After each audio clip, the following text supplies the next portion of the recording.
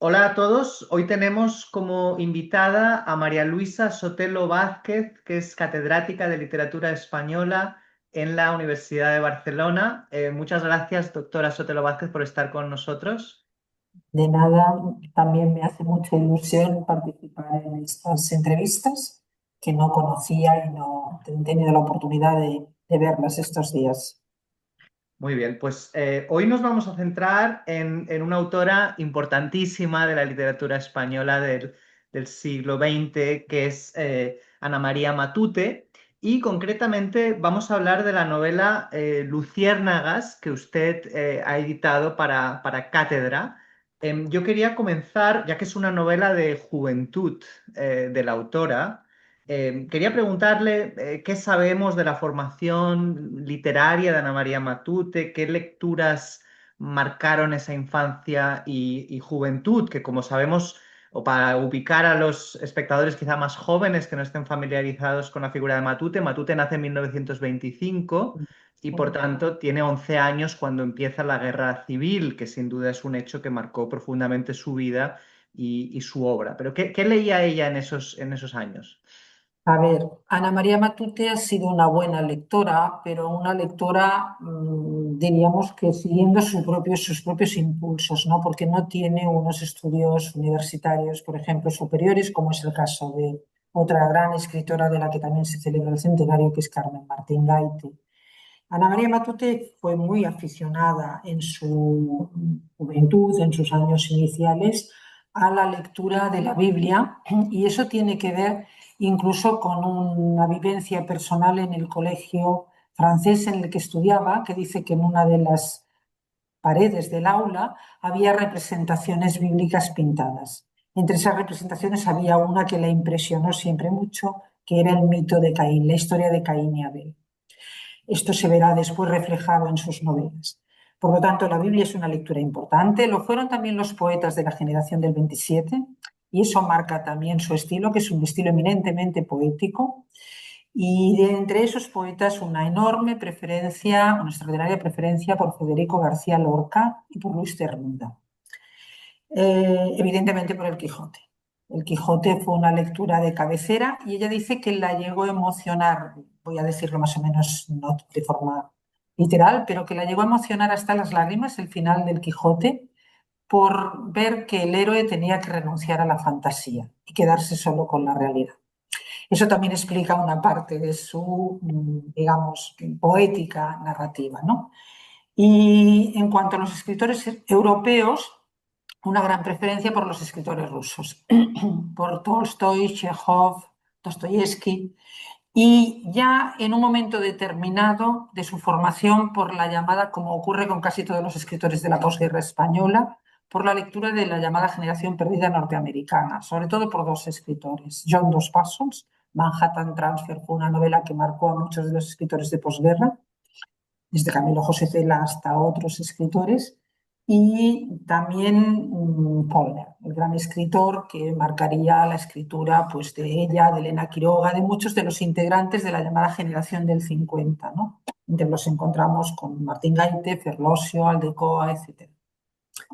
Yo creo que esas fueron sus lecturas favoritas y las que le marcaron en su trayectoria. Yo sé que a Ana María Matute le molestaba un poco que los lectores siempre quisieran buscar claves autobiográficas en su obra, pero es inevitable hacerse la pregunta tras leer Luciérnagas, que es un libro que ella ya tenía escrito en el 49, ¿no? Aunque después Sí. nos hablará usted de todo el tema de la censura, pero es un libro que tiene un componente autobiográfico, todo el tema de la guerra civil vista desde los ojos de una niña. Yo creo que sí, y es más, muchas de las... Ana María Matute, que no era una buena conferenciante porque le asustaban las multitudes, y lo habíamos comprobado aquí en la facultad, que cuando la invitabas empezaba a tartamudear, se ponía muy nerviosa. En cambio, en la cercanía, con un entrevistador, sobre todo si el entrevistador o el que hablaba con ella era una persona documentada, podías acabar sabiendo muchas cosas porque era una buena conversadora y amable, etcétera, asequible. Ella misma ha dicho muchas veces que para ella el estallido de la guerra civil fue una sorpresa enorme. Ella había vuelto del internado este francés en el que estudiaba y estaba con su hermana en la habitación y estaban preparando la salida de vacaciones y entró su padre, una persona por la que ella sentía una extraordinaria admiración. Decía que su padre era como Ulises, era mediterráneo, mientras que su madre era una castellana mucho más rígida, como el Cid Campeador. Estas eran sus comparaciones. Entró el padre en la habitación, retomo, y les dijo, no nos vamos a ir de vacaciones. Y eso la marcó profundamente porque ella se incluía dentro de lo que Josefina Aldecoa había llamado los niños de la guerra. Que ella decía, hemos sido niños asombrados, porque no esperábamos eso. No habíamos conocido la muerte, no habíamos conocido la miseria, el hambre, y sobre todo porque ella era de una familia acomodada y eso rompe todo un mundo que era perfecto, que era el mundo de la infancia, donde todo era posible, y claro, se inicia una etapa durísima en plena adolescencia, diríamos, ¿no? En el tránsito, que es un periodo que a ella le gusta mucho estudiar y ahondar. En cuanto a la autobiografía, ella ha dicho en algunos momentos, y ahora lo leo textualmente, dice, escribir es ahondar en uno mismo, en la propia memoria, porque en el fondo la literatura es una memoria modificada. Yo creo que no solo en Luciérnagas, sino en Primera Memoria, que fue la novela con la que finalmente consiguió el Nadal, que era un premio muy ansiado por ella, porque era un premio barcelonés, porque era un premio y es un premio de prestigio. Y las dos protagonistas, que son dos adolescentes, tanto Sol Roda en Luciérnagas como Matia en Primera Memoria, son dos muchachas que viven una situación de truncamiento de su vida, de desencanto, digamos, de sufrimiento, de aislamiento a causa de la guerra civil. Voy a beber un poco de agua. Claro, sí, por favor, beba agua. Si quieres le formulo otra pregunta mientras o todavía, si Ya quieres... está, ya está. Vale. No, le quería preguntar porque usted en la introducción a la novela explica con mucho detalle todos los problemas que tuvo Luciérnagas con la censura, porque a diferencia, tengo entendido que a diferencia de otra novela canónica que es Nada de Carmen Laforet, que también quizá vale la pena traer a colación, Luciérnagas no fue publicada tal como Matute la había escrito y de hecho no apareció íntegra hasta el año 93. ¿Puede Sí, contarnos esa historia y quizá decir sí. algo del informe del censor, que también me pareció Sí, sí, interesante? sí, lo consulté en su momento, sí. Ella deseaba el Nadal y ya había participado en el Nadal, bueno, pues primero con Los Abel, que no ganó, pero quedó finalista y la propia editorial Destino lo publicó. Es una gran novela porque es la primera novela realmente de ella, aunque había escrito antes pequeño teatro, pero la novela realmente acabada es Lo Saben. Y volvió a concursar en el año 49 se titulaba Las Luciérnagas, con seudónimo, pero tampoco consiguió el premio, ¿no? Eh, ¿Qué ocurrió? Pues que la editorial le dijo que lo publicaría, pero como pasaba en esos momentos, todo tenía que pasar una revisión de la censura. Y al enviar el manuscrito a la censura decidió que no era publicable. El informe es un informe que insiste más, creo yo, en las cuestiones de orden moral, de orden ético, que en cuestiones, diríamos, de partido, que cuestiones propiamente políticas, ¿no? Dice evidentemente que la novela es un relato, no niega que esté bien escrita, o sea que el censor se dio cuenta de que era una buena novela, pero lo que no les gustaba era la temática, evidentemente, ¿no? Que los años del movimiento nacional, son años retratados con mucha amargura, con decepción, que se destruyen los valores fundamentales. Había un suicidio en la novela, que es el suicidio de Pablo después del bombardeo, en que no quiere quedar mutilado y decide pegarse un tiro. Entonces, el suicidio era uno de los elementos que ahí para la censura no podía estar en la novela. Y bueno, después de una forma más genérica decía, políticamente también deja mucho que desear. Supongo que se volvían a referir al personaje de Pablo porque tiene una ideología, digamos, anarquista, es un hombre bueno, es un anarquista que defiende ciertos valores, pero sin someterse, diríamos, a a los esquemas de un partido político determinado, ¿no? Ana María Matute, por otro lado, en las otras novelas en que la guerra civil está presente, o por ejemplo en Primera Memoria, tampoco toma partido directamente toma partido por los más débiles, por los derrotados, digamos, pero no explícitamente por un partido político o una militancia política, ¿no? Eh, Toda la novela, por lo tanto, fue censurada porque no se adecuaba, digamos, a los principios políticos y sobre todo morales. Entonces, ¿qué ocurrió? Que ella la rehizo, suprimiendo, por ejemplo, el aspecto de Pablo y el suicidio, y se publicó con otro título, En esta tierra.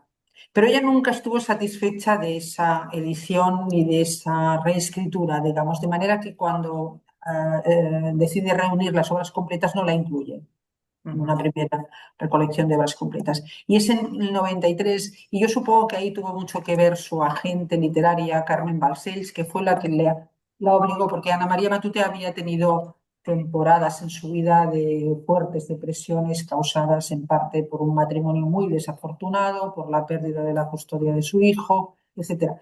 Entonces, yo creo que ahí intervino Carmen Balcells y ella rehizo y retomó, yo creo, el redactado inicial que tenía Luciérnagas con algunas correcciones. Correcciones mínimas, porque yo lo cotejé. Evidentemente, la edición de Catedral no podía ser una edición erudita con anotaciones de las correcciones y tal, pero en lo esencial era fiel a la primera redacción. Lo que les suprimió fue el artículo, las Luciérnagas, que creo que es mucho mejor como título. Pero, Y por lo tanto, creo que sí que hay una parte importante de autobiografía en esa novela. porque para los lectores que no conozcan aún la obra, y no voy a destripar toda la trama, pero quizás sí que hemos dicho que la novela refleja la visión de la guerra civil a ojos de una niña o de un adolescente, pero quizás se quiere usted explayar un poco más. Es una novela sobre la guerra vista desde los ojos de una Yo criatura. creo que es una de las novelas más intensas y mejor escritas sobre la guerra civil. Y además es una novela ubicada en Barcelona. Quiero decir que eso para el lector que conoce la ciudad es una ventaja porque puede recorrer, digamos, el mapa de la ciudad y sentir en cada momento pues, la zona de Sarriá, el Ensanche, la Plaza Universidad, donde estamos nosotros en este momento, el barrio chino, el Paseo de Colón. Quiero decir que ella va recorriendo todos esos ambientes. Y después porque sí que es una novela sobre la guerra civil y ahí está latente el mito de Caín, también esa lucha fratricida, esa lucha entre hermanos y el desencanto, el desmoronamiento, ¿no?, de todo un mundo, el mundo de esa niña de familia acomodada que ve cómo su piso, el piso, su casa, va a ser invadida por unas milicianas madrileñas, con la que acaba estableciendo amistad con la niña. Los pisos del Ensanche en Barcelona son pisos dobles que dan hacia la calle y hacia el interior, hacia los famosos patios de manzana que había diseñado Cerdá. Bueno, pues la familia tiene que recluirse en la parte trasera de la casa y la parte delantera tienen que cederla a los milicianos. Después se explica también muy bien cómo hubo verdaderas venganzas al comienzo de la guerra civil, la incautación de la fundación del padre de la protagonista, la escena que es la escena que marca a la protagonista, que es la detención de su padre y el fusilamiento en las cunetas, perdón, de la Rabasada, que es la carretera que va hacia el Tibidabo, porque en el fondo es una novela de formación. Ana María Matute está analizando y estudiando la formación de un carácter en un momento importante de la vida. Ella siempre ha dicho que la infancia es una época fundamental, que somos lo que queda del niño que fuimos, o sea, reivindicando que la infancia marca decisivamente a las personas. Entonces, ella siempre le ha gustado ese periodo. Claro, le permite también analizar cómo descubre una niña las carencias, ¿no? Cómo ve que tienen que despojarse de todo lo de valor que hay en la casa, cómo experimentan la sensación del hambre, las cartillas de racionamiento, las colas para hacerse con algunos alimentos fundamentales Y también, perdone si me interrumpo, lo que es desolador es ese desconcierto de la niña que no comprende por qué los adultos se están matando, ¿no? No acaba de entender qué es lo que está ocurriendo, ¿no? ¿Por qué Sí, entran por a eso. casa y destruyen obras de arte, cuadros? Sí, ¿Qué sí, sí, sentido sí. tiene eso, ¿no? Por eso ella habla de niños asombrados? ¿Por qué ni siquiera podían cerrar las persianas de las casas porque se vigilaba que no hubiera tiroteos desde dentro a afuera? Bueno, Barcelona fue una ciudad en ese sentido muy maltratada por los bombardeos, ¿no? Por eso también otro de los aspectos fundamentales es que cuando ella descubre que hay otras formas de vida, otro mundo, Daniel, Pablo, Cristian, con el que ella acabará siendo novia y espera un hijo. Claro, viven en el Paseo de Colón, son hijos de un maestro, de un humilde maestro que, bueno, le preocupa leer e investigar, pero claro que viven en unas condiciones muy distintas a las que ella ha vivido. Descubre, por tanto, que hay otra ciudad.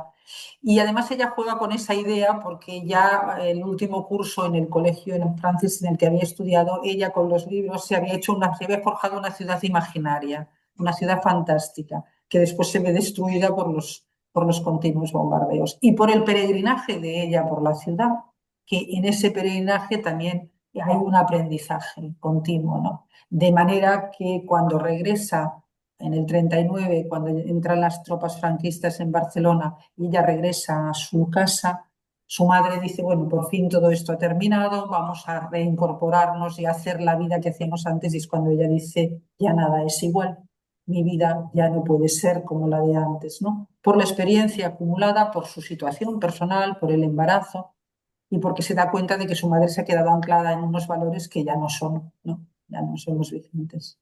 Ujú.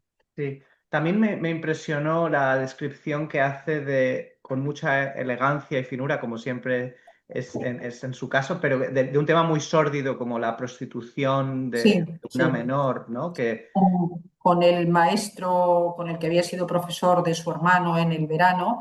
Ahí vuelve a haber otros aspectos autobiográficos, porque ella solía pasar los veranos en Mansilla de la Sierra, en Logroño, con la abuela precisamente materna, que era una mujer rígida, dice ella, a veces egoísta incluso, y que la retrata ahí y la retrata de nuevo perdón, en primera memoria, porque primera memoria es un gineceo. Matia vive con su tía, vive con la abuela, que lo que quiere es que se comporte de determinada manera, que aprenda a moverse y a andar de determinada manera, porque ya que no tienes patrimonio, al menos que puedas encontrar un buen marido por tu atractivo físico, ¿no? Y ella dice que se sentía como los caballos que los llevan a la feria, ¿no? Y claro, el que está ausente ahí es el padre, ¿no? La figura del padre es muy importante en todas las novelas de Ana María Matute. Y lo que dices es verdad, porque, claro, la pobre miliciana no queda explícito, pero queda embarazada precisamente de este maestro que era acaba presentándolo, aunque sea de forma muy sutil, como un hombre sin ninguna ética, sin ninguna moral, como un impresentable realmente. ujú. Ujú. ¿Y qué lugar ocupa Luciérnagas dentro de la obra de Matute? ¿Es por ejemplo, un buen libro para comenzar? Si hay alguien que no haya leído nada de Matute, ¿cree que es una Sí, buena primera lectura? creo que puede ser una buena lectura. También lo es Rosabel, ¿eh? Rosabel es una buena novela, pero fíjate cómo vuelve a estar latente ahí el mito de Caín. Abel, Rosabel. ¿Eh? Y puede ser una buena lectura Luciérnagas y después si se pasa desde Luciérnagas a Primera Memoria, o a las últimas novelas escritas, se ve muy bien cómo hay una continuidad en eso que hemos dicho, ¿no? En la recuperación de la infancia como un mundo feliz, cerrado, que va a ser truncado pues, por cuestiones como la guerra civil o por otras cuestiones a veces personales o familiares. Me parece importante. La novela más difícil es Los hijos muertos. Es una novela larga, es una novela difícil, es una novela sobre un tema que se han escrito pocas novelas, los campos de concentración de los republicanos españoles. Y es una novela muy influenciada, como en su momento vio el que había sido mi maestro en esta casa durante muchos años, el profesor Vilanova, en las reseñas que hacía en la revista Destino. Es el primero que habla de la influencia de Faulkner directamente en esa novela. Esa es una novela larga y difícil. Pero las demás novelas de Ana María Matute se leen bien. Es una buena contadora de historias, siempre con un lenguaje muy cercano a la poesía, que eso algún crítico en algún momento se lo recriminaba, ¿no? Que el abuso de las imágenes, de las metáforas, pero bueno, es su estilo, es su manera de escribir, era su manera de contemplar también la realidad, ¿no? Olvidado Rey Vudú también puede ser pero es una novela muy larga y Aquí que insiste más en el aspecto fantástico, ¿no? Es una mezcla de la novela de caballería, la novela artúrica, los libros, los cuentos de hadas, que quizás no lo he dicho, pero es algo que marcó también mucho su infancia. La lectura de los hermanos Grimm, de Andersen, de Alicia en el País de las Maravillas, de Lewis Carroll, fue una lectura fundamental para ella, porque ella no creía en absoluto en las escuelas para aprender a escribir novelas. Ella decía que el escritor nace y que ella no, no tenía noticia de que Lewis Carroll hubiera seguido ningún curso de escritura para escribir Alicia en el País de las Maravillas, ¿no? En ese momento en que Alicia traspasa el espejo y es capaz de ver otro mundo. Ella dice que desconfía totalmente de eso, ¿no? El escritor nace de su forma de mirar y de contemplar la realidad, de su sensibilidad, por tanto, frente a la realidad, del bagaje de lecturas, que es importantísimo en cualquier escritor, es el aprendizaje, y también de su propia experiencia vital, que en su caso pues, es muy llamativa en algunas novelas. lo que sí llama la atención, ya que ha mencionado Olvidado Rey Vudú, y por ampliar un poco el enfoque, comenzamos hablando de Luciérnagas, pero podemos acabar estos últimos minutos repasando brevemente algunas otras obras. Llama la atención que alguien que escribe novelas tan realistas, incluso tremendistas, sobre la guerra civil, que también luego tenga esa faceta de literatura de fantasía medieval. Sí. Es Bueno, algo... Sí. ella dice que es el libro que más le gusta de los que ha escrito. Ella lo dice en repetidas entrevistas y era un libro que lo llevaba, que fue de una gestación muy lenta, es más, yo creo que era algo que ella tenía en mente y que no acababa de resolver. Ahí sí que tiene un papel fundamental, lo sabemos a través de la propia gente literaria y a través de Esther Tusquets, que era muy amiga de ella y que cuando falleció, pues como ocurre siempre cuando fallece un escritor, aparecen necrológicas que a veces iluminan zonas que no, el propio escritor había dejado en el olvido, ocultas, ¿no? Esther Tusquets dice que fue precisamente Carmen Balcells quien la obligó a terminarlo, y le dijo, tienes que terminarlo, ¿no? Y ahí sí que es verdad que hay mucho de literatura fantástica, de literatura procedente de los cuentos de hadas, que fue una lectura de todas estas escritoras, los cuentos de hadas, porque los reivindica Carmen Martín Gaite, Carmen Laforet, quiero decir, todos eran libros de formación en esos momentos, ¿no?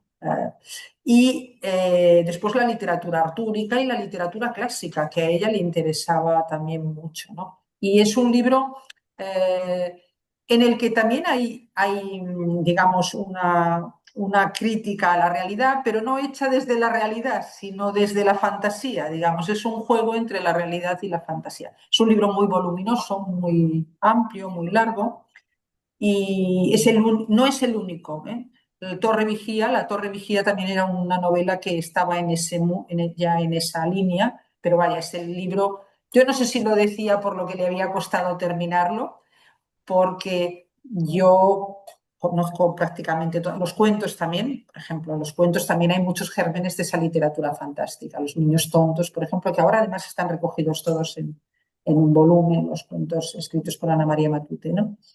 La fantasía está siempre presente en sus novelas, siempre. Ella dice que ella era una niña rara en la infancia, que cuando su madre la castigaba y la dejaba en un cuarto oscuro, para ella no era un castigo, era un premio, porque en la oscuridad le permitía imaginar todo lo que, estar aislada e imaginar continuamente cosas que no podía ver en la realidad. Y después las tatas, las criadas de su familia, que fueron, por lo tanto, en su formación también hay una parte de formación oral, porque le contaban cuentos, historias. Esto se ha perdido bastante, es verdad, porque los niños son niños que ahora ven mucha televisión, pero en ese momento, evidentemente, las historias que ella dice que las recordaba a las muchachas de su casa, a las criadas, planchando el olor a ropa recién planchada y oírles contar historias. Y eso reaparece también en las novelas, porque incluso en Luciérnaga la criada María es un personaje fundamental. También lo es en Matia, la criada, en casi todas las novelas. Hay una tata, hay alguien que es la que le da afecto y la que la pone en contacto con ese mundo de la fantasía. Sí, sí, es muy probable que la fantasía de un niño, su capacidad de imaginar, sea inversamente proporcional a la exposición a las pantallas, ¿no? Como, Sí, no, eh, no, claro, ella dice que ella encerrada en un cuarto con poca luz o casi oscuro, con un terrón de azúcar que a veces se iluminaba en la oscuridad, era capaz de imaginar un mundo totalmente distinto del que estaba viviendo, ¿no? además, es que Olvidado Rey Vudú conectó muy bien con el público. A mí me consta que había vendido medio millón de Muchísimo, ejemplares sí, sí. en poco tiempo y, Mm. es decir, fue una obra de mucho éxito. Y Hay- después porque se descubrió esa otra faceta de la que hablabas, ¿no? Que alguien que es capaz de describir también la realidad del momento histórico que le ha tocado vivir, es también capaz de imaginar y de crear una novela que tiene poco que ver o casi nada con la realidad ordinaria, digamos, o cotidiana para la novelista. hay una, para terminar, no sé si nos podría decir algo sobre Paraíso Inhabitado, que es quizá una de las últimas obras de Matute Sí, y que no hemos sí. dicho nada al respecto y también Sí, tiene su bueno, importancia. es una novela en la que vuelven a reaparecer estos temas que mencionábamos, el tema de la infancia, la figura paterna.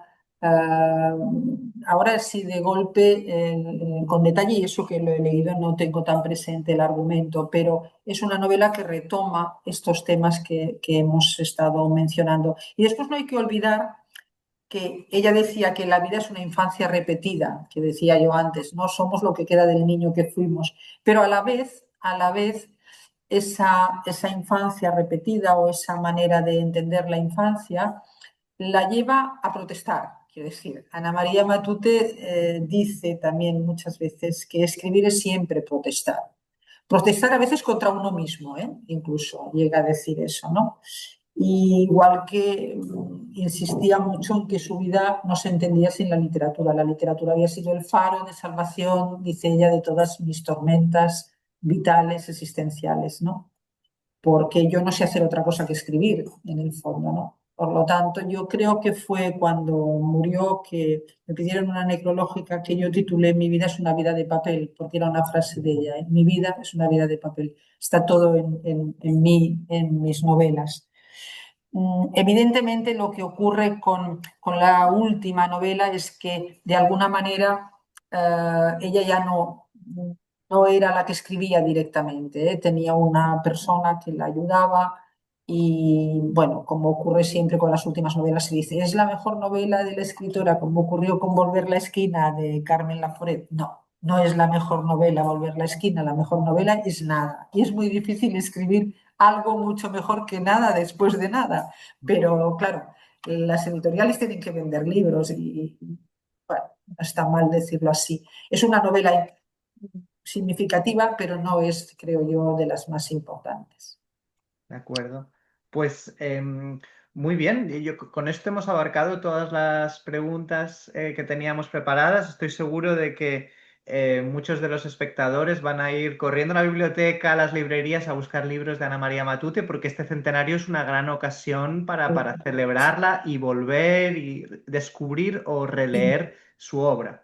Sí, y quiero añadir que es muy fácil encontrar muchos documentos en las redes, ¿eh? Porque todas esas entrevistas, a veces es ilumina más una entrevista que un artículo. Y sobre todo también es fácil localizar los dos grandes discursos que ella pronunció en el bosque, que es el discurso del año 98, cuando ingresa en la RAE, que le contestó el doctor Rico, Francisco Rico, y después en el Premio Cervantes, que ya fue en el 2011, Sin escribir no soy nada, que el título es muy elocuente, Sin escribir no soy nada. El bosque también tiene referencias autobiográficas al bosque de Manchilla de la Sierra, donde ella pasaba los veranos. Y en Sin escribir no soy nada aparece el mismo muñeco con el que jugaba Matia en Primera Memoria, Gorogó. un muñeco que ella dice que le acompaña siempre, con el que habla, y que fue un regalo de su padre cuando era niña. Por lo tanto, el componente autobiográfico no les acaba de gustar a los escritores reconocerlo del todo, ¿no? Pero siempre está ahí. Muy bien, pues muchísimas gracias por estar con nosotros, doctora Bueno, pues Sotomayor. gracias a vosotros, que no os conocía, ¿eh?